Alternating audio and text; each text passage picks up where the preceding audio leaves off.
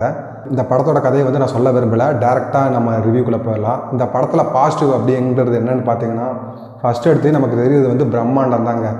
ஒவ்வொரு சீன்லேயும் 500 பேராக இருக்காங்க. ஒரு சீனுக்கு குறைஞ்சபட்சம் 100 பேராவது இருக்கிற மாதிரி தான் சீன் எடுத்துருக்காங்க. பார்த்தீங்கன்னா எங்கே பார்த்தாலும் அத்தனை ஆர்டிஸ்ட் நடிச்சிருக்காங்க.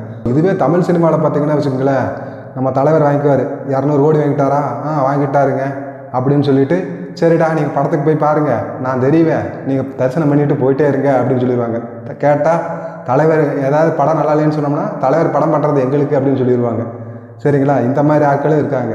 ஆனால் இவங்க பார்த்தீங்கன்னா மொத்த பொருள் செலவையும் பார்த்தீங்கன்னா நடிகருக்கு கொடுத்த சம்பளத்தை விட அதிகமான முதலீடு போட்டு இந்த படத்தை வந்து எடுத்திருக்காங்க. சீன் பை சீன் பார்த்தீங்கன்னா 500 பேர் 1000 ஆர்டிஸ்ட் அந்த மாதிரி நடிச்சிருக்காங்க. பார்க்கவே வெறிய பிரம்மாண்டமாக இருக்குது. ரெண்டாவது பாசிட்டிவ் என்னென்னு பார்த்தீங்கன்னா அந்த விஎஃப்எக்ஸ்.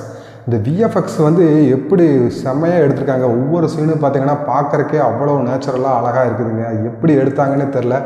ஒவ்வொரு சீன்லேயும் அந்த விஎஃப்எக்ஸ் பார்த்தீங்கன்னா உங்களுக்கு அப்படியே அந்த பிரம்மாண்டத்தை கொடுத்துக்கிட்டே இருக்குது.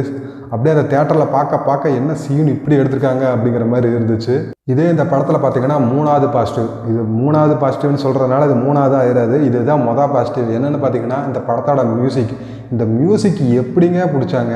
ஒவ்வொரு சீன்லேயும் நான் அப்படியே உள்ள இருக்குதுங்க. அது எப்படி அந்த இசை வந்து அப்படியே உடம்புக்குள்ளே பூந்து அப்படியே ஏதேதோ பண்ணுதுங்க. இந்த படத்துக்கு வந்து பார்த்திங்கன்னா வச்சுங்களேன், இந்த படத்துக்கு எந்த அவார்டு கொடுக்குறாங்களோ இல்லையோ, அந்த மியூசிக் வந்து கண்டிப்பாக ஆஸ்காருக்கு அனுப்பி ஆஸ்கார் அவார்டே கொடுக்கலாம். அந்த அளவுக்கு வந்து அந்த இசை வந்து உடம்புக்குள்ளே பூந்துக்கிட்டே இருக்குது. அப்படியே ஒவ்வொரு சீன்லேயும் அந்த இசை வந்து அப்படியே எனக்கு கைகாலெலாம் உதறது. அப்படியே ஒரு மாதிரி உள்ள நரம்பெல்லாம் செலுத்துக்கிட்டு போகுது. என்னடா இப்படி மியூசிக் போட்டிருக்கீங்க அப்படிங்கிற மாதிரி இசை வந்து அவ்வளோ பயங்கரமாக இருந்துச்சு.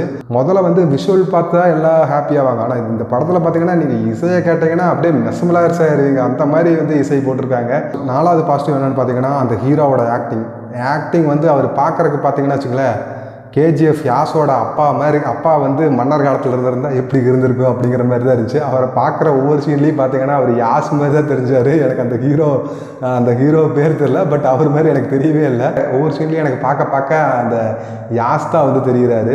அவரோட ஆக்டிங் பார்த்தீங்கன்னா காந்தாரா 1லேயே செம்மையாக நடிச்சிருப்பார். சாப்டர் 1ல் இன்னும் வேறு லெவலில் நடித்து பயங்கரமாக பின்னி எடுத்துட்டார். 5வது பாசிட்டிவ் என்னென்னு பார்த்தீங்கன்னா அந்த ஹீரோயின். அவங்களோட பாசிட்டிவ் என்னென்னு பார்த்தீங்கன்னா அவங்களுக்கு கொடுத்த ரோலை வந்து பயங்கரமாக பக்காவாக பண்ணியிருந்தாங்க. அவங்க வர சீன் எல்லாமே வந்து அவ்வளோ ஒரு கலர்ஃபுல்லாக இருந்துச்சு.